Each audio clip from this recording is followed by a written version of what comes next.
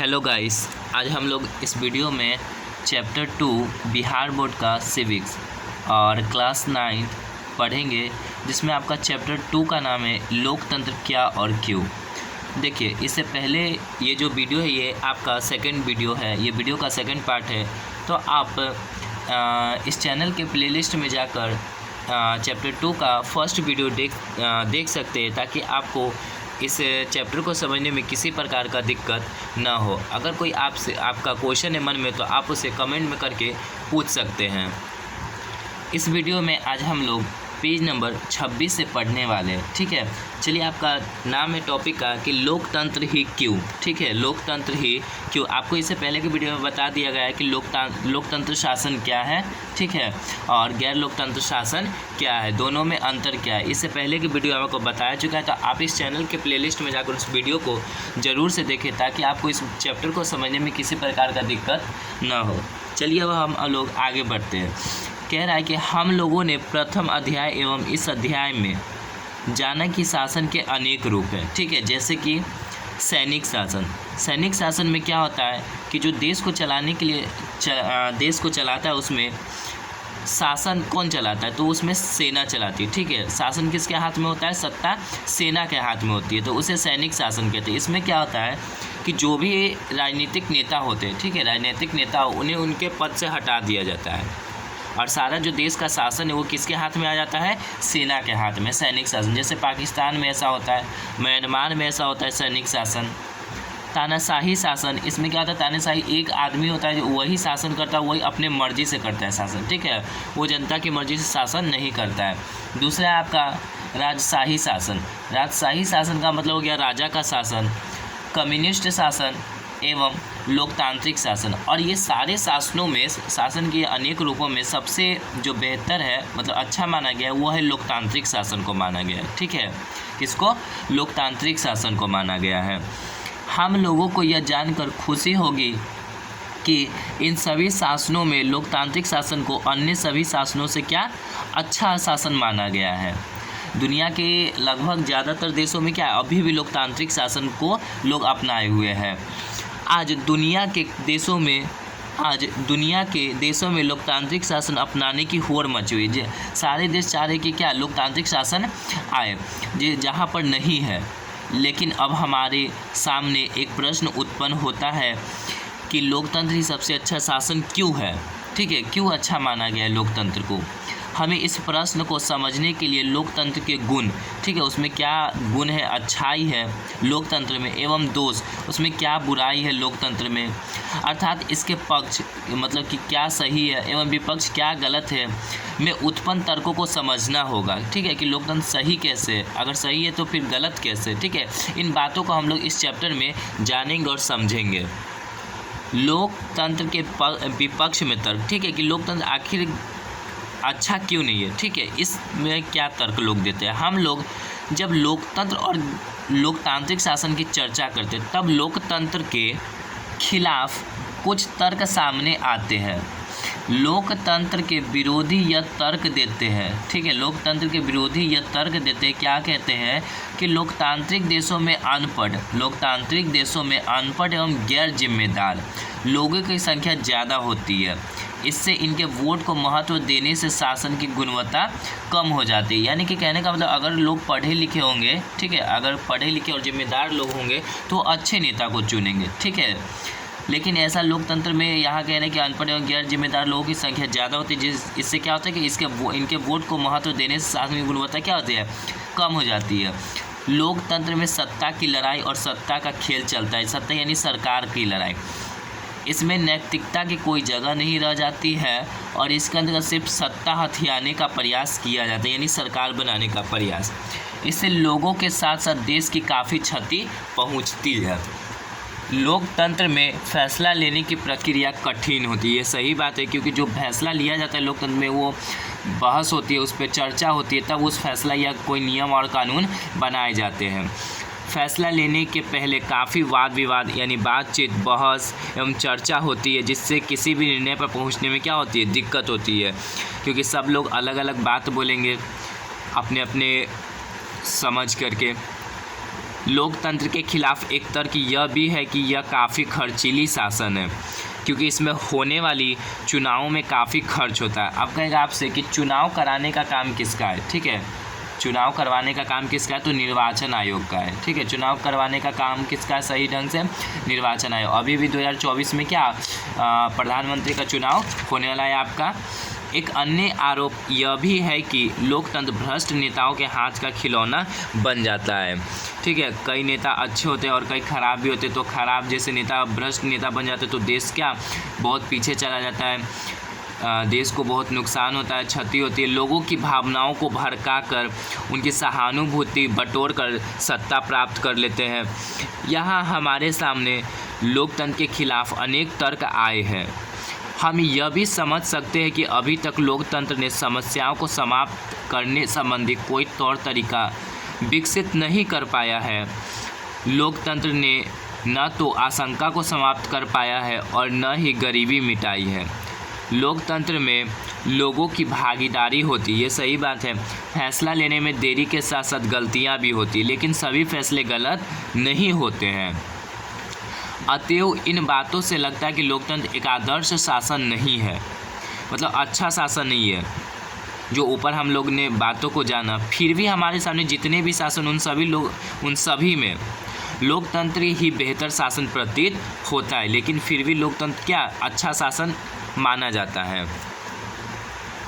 लोकतंत्र के पक्ष में तर्क, ठीक है, अब लोग लोकतंत्र को कैसे अच्छा मानते हैं, इसमें क्या अच्छाई है, इस चर्चा में हम लोग मुख्य रूप से दो बातों को समझने का प्रयास करेंगे।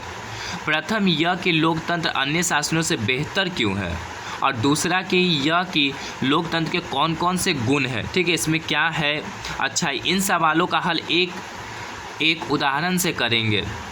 कह रहा है कि इसमें देखिए, चीन में 1958 से 61 के दौरान भयंकर अकाल पड़ा, ठीक है, चीन जो हमारे भारत का पड़ोसी देश है, चीन की राजधानी क्या है, बीजिंग, चीन की राजधानी बीजिंग, और इसकी मुद्रा है युआन चीन की। और चीन में देखिए लोकतांत्रिक शासन नहीं है, ठीक है, इसको याद रखिएगा, चीन में लोकतांत्रिक शासन नहीं है। शी जिनपिंग वहाँ के राष्ट्रपति कहाँ, चाइना के, चीन के। यह अकाल विश्व इतिहास का अब तक का सबसे भयावह काल था, ठीक है, तो चीन में अकाल कब आया, 1958 से 61। इसमें करोड़ों लोग भूख से मरे, ठीक है, अनाज की कमी हो गई। ठीक ऐसी ही तरह की इस भयावह स्थिति वर्ष 2008 के कहाँ पर आया, अब 2008 में अगस्त सितंबर महीने में उत्तरी बिहार में बाढ़ जैसे प्रलय की थी, ठीक है। तो चाइना में आया क्या, भूखमरी 1958 में। अब क्या हुआ कि 2008 में क्या आया, बिहार में, ठीक है, बाढ़ से पूरा नुकसान हुआ, क्षति हुआ। देखिए बिहार का जो उत्तरी इलाका है, बिहार का उत्तरी इलाका वो हमेशा क्या बाढ़ से प्रभावित इलाका है। बिहार का ऊपर वाला इलाका, उत्तरी मतलब कहने का मतलब ऊपर वाला इलाका बिहार का क्या है, बाढ़ से बहुत वो ग्रसित है, ठीक है। और वही बिहार का दक्षिणी बिहार यानी दक्षिणी इलाका सूखा से ग्रसित है, ठीक है। ये दोनों तरफ प्रॉब्लम है बिहार का।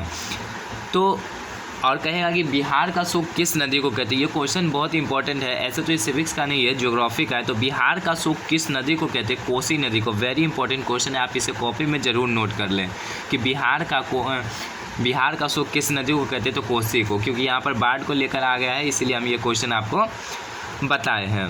तो उत्तरी बिहार में बाढ़ जैसे प्रलय की थी, कब आया था, 2008 में। इसमें करोड़ों अरबों की संपत्ति का नुकसान हुआ, लाखों लोग तबाह हुए। हमारे सामने दो तरह के शासन वाले देशों में दो तरह की स्थिति है, एक तो भारत और एक चीन। तो भारत में लोकतांत्रिक व्यवस्था होने के कारण बिहार के प्रलय से जल्दी ही निजात पा लिया गया, लेकिन क्या हुआ कि चीन में उक्त अकाल से निजात पाने में काफ़ी समय लग गया, ठीक है। बिहार में क्या हुआ, तुरंत समाधान किया गया बाढ़ का, लेकिन ऐसा चाइना में नहीं हुआ, चीन में नहीं हुआ। इस संबंध में अर्थशास्त्रियों का कहना है कि किसी भी स्वतंत्र और लोकतांत्रिक देश में कभी भी बड़ी त्रासदी नहीं हुई, क्योंकि लोकतांत्रिक देशों में बहुदलीय चुनावी व्यवस्था है। बहुदलीय चुनावी व्यवस्था का मतलब जब चुनाव होता है वो बहुदलीय का मतलब एक से ज़्यादा दल, दो से ज़्यादा दल, ठीक है, दो से ज़्यादा दल। तो भारत में ऐसा ही होता है, चुनाव होता है तो एक दल का तो नहीं उठता है, ठीक है, 4 5 6 दल उठते हैं। वहाँ मजबूत विपक्षी दल होते हैं, ठीक है, कहाँ, लोकतांत्रिक शासन में।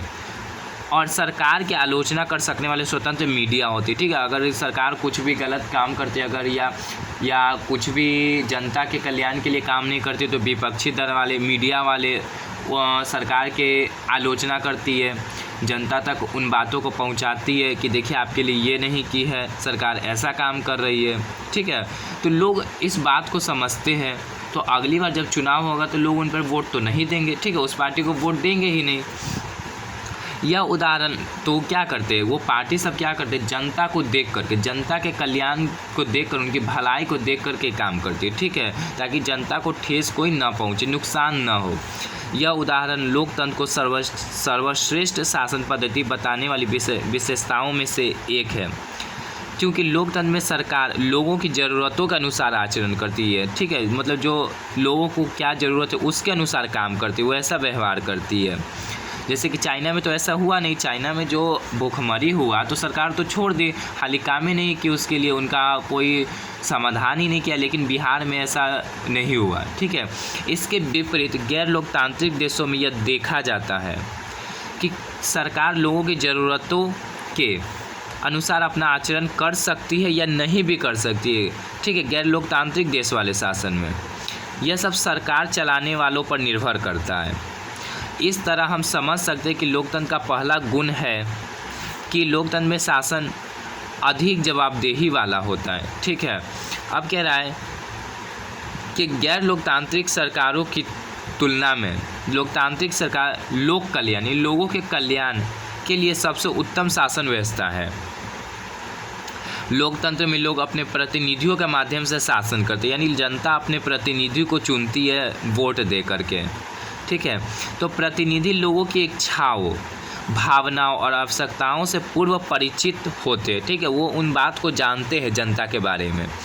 वे लोगों की इच्छाओं, भावनाओं और आवश्यकताओं को ध्यान में रखकर शासन करते हैं। कौन? लोकतांत्रिक में, लोकतांत्रिक देश के जहाँ शासन है उन लोगों के नेता, वहाँ के नेता। अतः लोकतंत्र में सरकार लोक कल्याण के लिए कार्य करती है, ठीक है, लोगों की भलाई के लिए काम करती है। हम लोग जानते हैं कि प्रकृति ने हमें कुछ अधिकार प्रदान किए, जैसे कि स्वतंत्रता का अधिकार, समानता का अधिकार, जीवन जीने का अधिकार आदि। यह अधिकार मानवाधिकार भी कहलाता है। इन अधिकारों का उपयोग कर व्यक्ति क्या करता है, अपने व्यक्तित्व का सर्वांगीण विकास कर सकता है, ठीक है, आगे बढ़ सकता है। इस तरह के अधिकार केवल लोकतंत्र में ही नागरिकों को प्रदान किए जाते हैं। यहाँ देखिए, ठीक है, यहाँ एक विशेषता है कि ये सब जो अधिकार होते व्यक्ति को मिले होते, ये अधिकार कोई छीन नहीं सकता, ठीक है। लोकतंत्र में जो अधिकार जनता को मिली होती है ये सब, ये इसे कोई छीन नहीं सकता, इससे सरकार भी नहीं छीन सकती है। तो इससे क्या करता है, आदमी अपने व्यक्तित्व में, अपने जीवन में क्या विकास करता है, सुधार करता है, लोकतंत्र में बेहतर करता है अपने जीवन को। लोकतंत्र में ही नागरिकों को प्रदान किए जाते हैं। लोकतंत्र में ही सभी व्यक्ति अपने विचारों को रख सकते हैं, ठीक है, अपने मन की बातों को बोलते हैं, समान रूप से राजनीतिक एवं नागरिक अधिकारों का प्रयोग कर सकते हैं। इससे व्यक्ति की गरिमा और सम्मान को बढ़ावा मिलता है। विचारों को रख सकते हैं, समान रूप से राजनीतिक एवं नागरिक बढ़ावा मिलता है। यह लोकतंत्र का एक प्रमुख गुण है। इस संदर्भ में न्यायपालिका की भूमिका अहम हो जाती है। न्यायपालिका कहने का मतलब हो गया आपका सुप्रीम कोर्ट, क्योंकि न्यायपालिका निरंतर मतलब व्यवस्थापिका एवं कार्यपालिका पर नज़र रखे रहती है। व्यवस्थापिका कहने का मतलब संसद और कार्यपालिका कहने का मतलब जो राष्ट्रपति, प्रधानमंत्री है, मुख्यमंत्री है, जो जनता के सेवक उन सभी पर क्या करते हैं, नज़र रखे रहते हैं। कौन? न्यायपालिका। लोकतंत्र में सरकार द्वारा लिए गए फैसलों पर सार्वजनिक रूप से चर्चा एवं बहस होती है, सबकी बातों को देखा जाता है। यदि सरकार जल्दबाजी में कोई गलत फैसला ले लेती है तो सार्वजनिक चर्चा एवं बहस के द्वारा उस पर सरकार का ध्यान क्या किया जाता है, आकृष्ट कर दिया जाता है, यानी ध्यान दिया जाता है, उस पर ध्यान आकृष्ट यानी इसके ओर कर दिया जाता है, जिससे सरकार के पास इस तरह के फैसलों में सुधार का विकल्प रहता है, यानी ऑप्शन होता है। यदि सरकार अपने गलत फैसलों को नहीं बदलती है तो लोग सरकार को ही बदल सकते हैं, ऐसा लोकतंत्र में होता है। इसका उदाहरण है कि 1975 में क्या हुआ, श्रीमती इंदिरा गांधी ने, ठीक है, श्रीमती इंदिरा गांधी के पिता कौन थे? श्रीमती इंदिरा गांधी के पिता कौन थे? तो जवाहरलाल नेहरू श्रीमती इंदिरा गांधी के पिता थे। और भारत की प्रथम महिला फर्स्ट प्राइम मिनिस्टर बनी थी कौन? इंदिरा गांधी ने भारत में आपातकाल लागू की थी, जो लोगों के विचार में गलत फैसला था। इस फैसले के कारण श्रीमती इंदिरा गांधी को 1977 ईस्वी के चुनाव में लोगों ने मतदान नहीं किया और ये सरकार नहीं बना पाई, हार गई और श्रीमती इंदिरा गांधी को सत्ता से हटना पड़ा, यानी सरकार को छोड़ना पड़ा। इस तरह की व्यवस्था गैर लोकतांत्रिक सरकारों में संभव नहीं है। ऐसा अगर जनता गैर लोकतांत्रिक शासन में करेगी तो ऐसा संभव नहीं है, ऐसा लोकतंत्र में ही संभव है। अतः लोकतंत्र में सरकार को अपनी गलती सुधारने का मौका रहता है। अब कह रहा है कि चुनाव के दौरान या आम दिनों में नेताओं का भाषण होते रहता है, आप भी सुनते होंगे। इस तरह के भाषणों में नेतागण सरकार की नीतियाँ क्या करते हैं कि भाषणों में नेतागण सरकार की नीतियाँ एवं कार्यक्रमों को लोगों को बताते हैं, जिससे लोग आसानी से समझ लेते हैं कि सरकार की नीतियाँ एवं कार्यक्रम लोगों के हित में है या नहीं। यदि सरकार का फैसला लोगों के हित में नहीं होता है तो लोग उसका विरोध करते हैं, ये तो सही है। इससे पता चलता है कि लोग अपने अधिकार एवं कर्तव्यों के प्रति सजग हैं। हम समझ सकते हैं कि लोकतंत्र एक ऐसा शासन है जिसमें लोगों को समय समय पर राजनीतिक प्रशिक्षण होते रहते हैं। अब हमें यह समझने में कोई दिक्कत नहीं होगी कि लोकतंत्र न ही सभी समस्याओं का समाधान कर सकता है और न ही उन सभी चीज़ों को उपलब्ध कर सकता है जो जीवन के लिए आवश्यक है। फिर भी यह कहा जा सकता है कि लोकतंत्र उन सभी दूसरी शासन व्यवस्थाओं से क्या है, बेहतर है, जिन्हें हम जानते हैं और दुनिया के लोगों को जिनका अनुभव है, या अच्छे फैसले के लिए बेहतर सेवा उपलब्ध कराता है। इससे लोकतंत्र में लोगों की गरिमा एवं इच्छाओं का सम्मान किए जाने की ज़्यादा संभावना है और लोग अलग अलग तरह के लोग ज़्यादा बेहतर ढंग से साथ साथ रह सकते हैं। इसमें अपनी इच्छा अनुसार काम करने और गलती सुधारने की संभावना रहती है। इसी वजह से लोकतंत्र को सबसे अच्छी शासन व्यवस्था माना जाता है। इन्हीं सब चर्चाओं के आधार पर समझा जा सकता है कि लोकतंत्र शासन का ही एक प्रकार नहीं अपितु लोकतंत्र राज्य समाज और आर्थिक व्यवस्था का भी एक प्रकार है। लोकतंत्र के व्यापक अर्थ, इस अध्याय में हमने लोकतंत्र की बुनियादी बातों की चर्चा की है। हमने यह भी देखा कि एक शासन के रूप में लोकतंत्र अन्य शासनों से बेहतर है। कुछ लोकतांत्रिक देशों को छोड़कर सभी लोकतांत्रिक देशों में प्रतिनिधि लोकतंत्र को अपनाया गया, यानी जनता अपने प्रतिनिधि को चुनते हैं, वही प्रतिनिधि क्या करते हैं, शासन करते हैं। जैसे हमारे देश में भी क्या कर रहे हैं, अभी 2024 में चुनाव होने वाला था, हम अपने प्रतिनिधि यानी कि हम अपने प्रधानमंत्री को चुनेंगे और वही देश को चलाएंगे। तो प्रतिनिधि लोकतंत्र में सभी लोग शासन संचालन में भाग नहीं लेते, केवल प्रतिनिधि शासन संचालन में भाग लेते हैं। अब तक हमने यह समझा कि लोकतंत्र सबसे अच्छी शासन व्यवस्था है। अब हमें समझना यह है कि लोकतंत्र तो अनेक देशों में है, सही बात है। इन देशों के लोकतंत्र में सामान्य लोकतंत्र और एक बेहतर लोकतंत्र कौन है? क्या सरकार की परिधि से बाहर भी लोकतंत्र है? इन सवालों के समझने के लिए हमें लोकतंत्र के व्यापक अर्थ को समझना होगा। लोकतंत्र के व्यापक अर्थ को समझने के लिए हमें उदाहरणों को भी देख सकते हैं और अच्छी तरह से लोकतंत्र को समझने के लिए देखिए एक एग्जाम्पल भी दिया गया है कि प्रफुल्ल के बड़ी बहन रीति की शादी तय हो गई है, ठीक है। अब शादी का देखिए इसमें क्या होता है कि घर में सभी लोग खुश रहते हैं, रात में घर के सभी सदस्य एक साथ बैठे, ऐसा ही लोकतंत्र में होता है। इस एग्जाम्पल के माध्यम से समझिएगा क्या हुआ कि रात में घर के सभी सदस्य एक साथ बैठे हैं। उस बैठक में ये फैसला लेना है कि शादी में कौन कौन सी और कैसी व्यवस्था करनी है। तो सभी लोगों को अपना अपना विचार रखने का मौका मिलता है। सभी के विचार सुनने के बाद आपसी सहमति से फैसले लिए जाते हैं। तो लोकतंत्र में भी ऐसा होता है कि जब कोई फैसला लेना होता है तो सारे लोग उन बातों पर, उन फैसलों पर अपनी राय देते हैं, ठीक है, कि शादी बेहतर ढंग से हो और किसी चीज़ की कमी न हो। एक दूसरा उदाहरण है कि दशहरे की पूजा होने वाली है, गांव में भी दुर्गा पूजा होगी। इसके लिए गांव के सभी लोग बैठकर अपना अपना विचार रख रहे हैं, ठीक है। कोई भी फैसला लेने के लिए लोग अपने क्या कर रहे हैं, एक जगह बैठ करके अपने मन की बात, अपने विचार को बता रहे हैं। कोई व्यक्ति पूजा में सांस्कृतिक कार्यक्रम का विचार रख रहे हैं तो कोई व्यक्ति बेहतर पंडाल निर्माण की बात कर रहे हैं। कहने का मतलब है कि सभी लोग अपना अपना क्या विचार रख रहे हैं। ठीक ऐसा ही लोकतांत्रिक शासन में होता है। अगर कोई फैसला या कानून बनाना होता है तो, और अंत में फैसला सभी लोगों के विचार के अनुसार होती है। इसीलिए इसमें क्या होता है, कोई भी फैसला लेने में बहुत समय लगता है। उक्त दोनों उदाहरणों में लोकतंत्र के फैसले बुनियादी तौर तरीकों को उजागर करता है।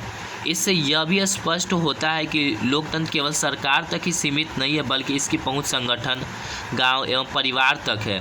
इस प्रकार लोकतंत्र एक ऐसी व्यवस्था है जिसका प्रयोग जीवन के किसी क्षेत्र में भी हो सकता है। कभी कभी लोकतंत्र का प्रयोग सरकार के लिए नहीं करके एक आदर्श के लिए प्रयोग करते हैं, जिसको पाने के लिए सभी देश प्रयासरत है। एक आदर्श के रूप में लोकतंत्र तभी आएगा जब देश के कोई भी व्यक्ति भूखे पेट नहीं सोएगा। आज भी क्या हो रहा है कि देश में लाखों लोग भूखे सो रहे हैं, और बहुत सारा जो खाना है वो क्या हो रहा है, बर्बाद हो रहा है, और लाखों लोग सो रहे हैं। इसीलिए आप लोग खाना को ध्यान से उपयोग खाएं, जितना ज़रूरत है उतना ही ज़रूरत के हिसाब से। सभी को वोट का समान अधिकार मिलेगा, सभी को समान रूप से सूचनाएं उपलब्ध होगा, बुनियादी शिक्षा सभी को समान रूप से मिलेगा। अगर हम इस आदर्श पर लोकतंत्र को परखेंगे तो लगेगा कि दुनिया में कहीं भी लोकतंत्र नहीं आ पाएगा। लोकतंत्र में इन्हीं बुनियादी समस्याओं का समाधान करने का प्रयास किया जाता है, जो लोकतंत्र का आदर्श है। जहाँ निष्ठा से इन बुनियादी समस्याओं के समाधान का प्रयास किया जाता है, वहाँ अच्छे लोकतंत्र। अतः हम समझ सकते हैं कि कामचलाऊ लोकतंत्र और अच्छे लोकतंत्र में क्या अंतर है। इस चर्चा को समेटते हुए कहा जा सकता है कि अपने व्यापक अर्थ में लोकतंत्र एक राजनीतिक व्यवस्था ही नहीं, वरन एक नैतिक धारणा तथा सामाजिक परिस्थिति भी है। लोकतंत्र के एक सामान्य मनुष्य में निष्ठा पैदा करती है। ये जीवन जीने का एक ढंग के रूप में प्रयुक्त होता है। यह आपका यहाँ चैप्टर समाप्त हुआ, और आपका नेक्स्ट वीडियो में इसका पूरा प्रश्नावली यानी प्रश्न उत्तर को बताया जाएगा। Thanks for watching my video friends, and like and share my video.